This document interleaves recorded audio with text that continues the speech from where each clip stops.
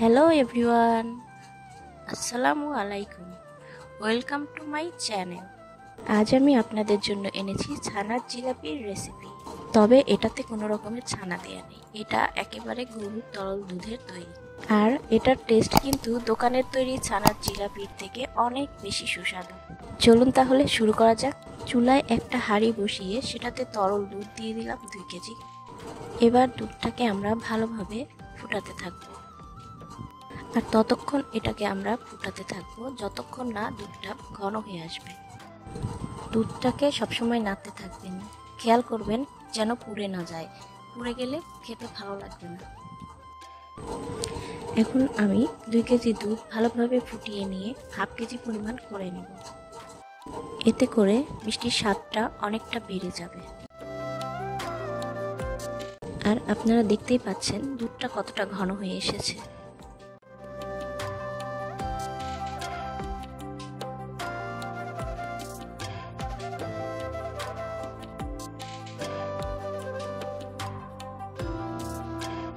আর এখন দুধের মধ্যে আমি হাফ কাপ পরিমাণ নারকেল বাটা দিয়ে দিব।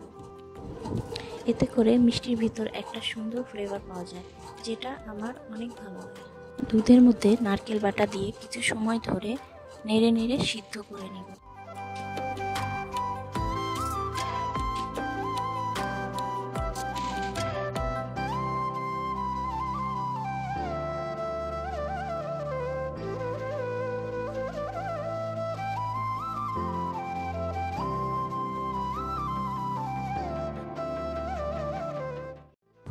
এরপর আমি এখানে 1 কাপ পরিমাণ ময়দা দিয়ে একটা খামির বানিয়ে নিব। আর খামিরটাকে রুটির খামিরের মতো করতে হবে, এই জন্য আমি একটু একটু করে ময়দা দিয়ে ভালোভাবে খামির করে নিব।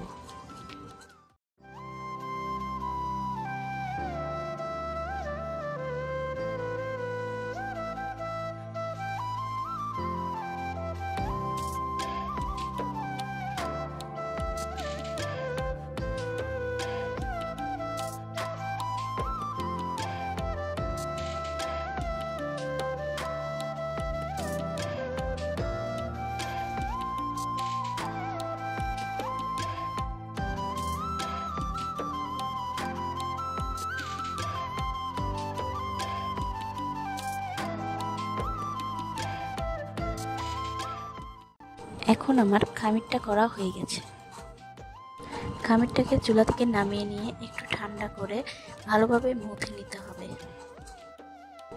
খামিরটা মথার সময় হাতে একটু তেল মেখে নিব, না হলে হাতের সাথে লেগে যাবে। খামির যদি পারফেক্ট না হয় তাহলে মিষ্টিটাও ভালোভাবে হবে না। আমাকে এই মিষ্টিটা তৈরি করতে সাহায্য করেছেন আমার ফুফু শাশুড়ি। উনি অনেক ভালো মিষ্টি তৈরি করেন। খামিরটাকে মথা হয়ে গেলে মিষ্টিটা আপনারা আপনাদের পছন্দ মতো সাইজে করে নেবেন।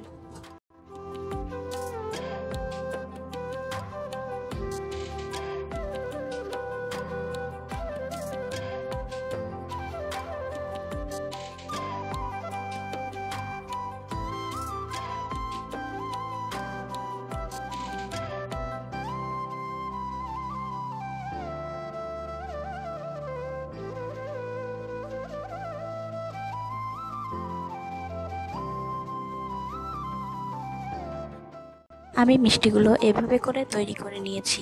দেখতেই পাচ্ছেন মিষ্টিগুলো দেখতে কতটা সুন্দর হয়েছে।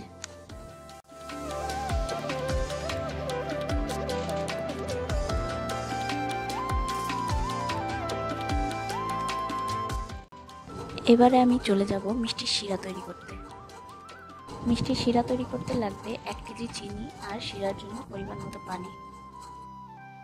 পানি দিয়ে চুলার জালটা ধরিয়ে দিয়ে একটু নেড়ে দিয়ে রেখে দিতে হবে আর অপেক্ষা করতে হবে শিরাটা ফুটে ওঠা পর্যন্ত। মাঝে মাঝে একটু নেড়ে দিতে হবে। শিরাটাকে আমরা পাতলা করে করে নিব।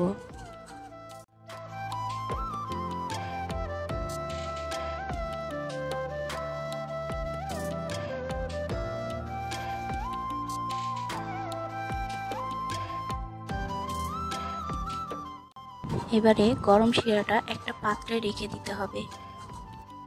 এখন আমি মিষ্টিগুলোকে ডুবো তেলে লাল করে ভেজে নিব।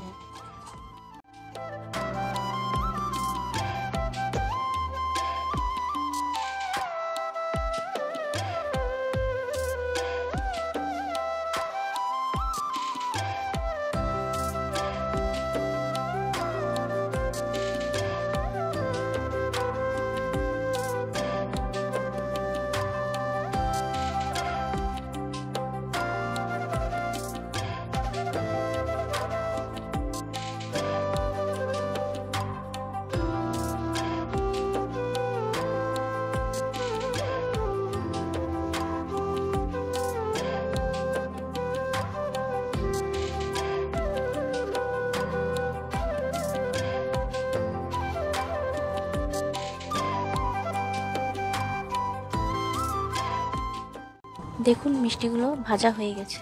এখন আমি মিষ্টিগুলো তুলে নিয়ে সরাসরি মিষ্টির যে শিরা তৈরি করে রেখেছি সেই শিরাতে দিয়ে দিব। এভাবে করে সবগুলো মিষ্টি ভেজে নিয়ে শিরায় দিতে হবে। মিষ্টিগুলো গরম থাকতে থাকতে শিরাতে দিতে হবে, তাহলে শিরাগুলো মিষ্টির ভিতরে ভালোভাবে ঢুকে যাবে। দেখতেই পাচ্ছেন কত সুন্দরভাবে মিষ্টিগুলো ফুলে উঠেছে। আপনারা চাইলে এইভাবে তরল দুধ দিয়ে ছানার জিলাপি তৈরি করতে পারেন। আশা করি আপনাদের খেতে অনেক ভালো লাগবে। ভিডিওটি ভালো লাগলে অবশ্যই কমেন্ট সেকশনে আপনাদের মতামত জানাবেন আর চ্যানেলটিতে সাবস্ক্রাইব করে পাশে থাকবেন। ধন্যবাদ। আল্লাহ হাফেজ।